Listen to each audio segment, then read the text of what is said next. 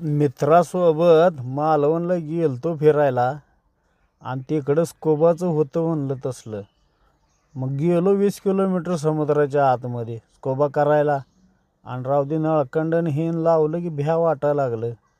तरी म्हणलं चला सगळे गेले ते आपण पण जाऊया म्हणून मी पण गेलो खाली.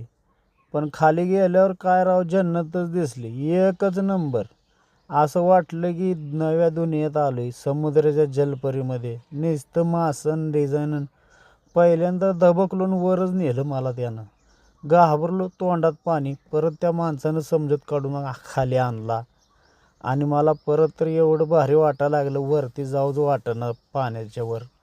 आतमध्ये एवढं भारी वाटत होतं, रंगीबेरंगी मासं. मग एकदा जावायचं मग तिकडं खुबा करायला.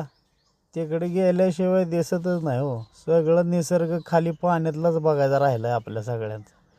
आता बाहेरचा निसर्ग तर रोजच बघतोय, आता समुद्रातला निसर्ग बघायचा. म्हणून म्हणतो एकदा वेळ काढा, पोरांना शाळेत सुट्टी लागली की फॅमिलीसहित मालवण.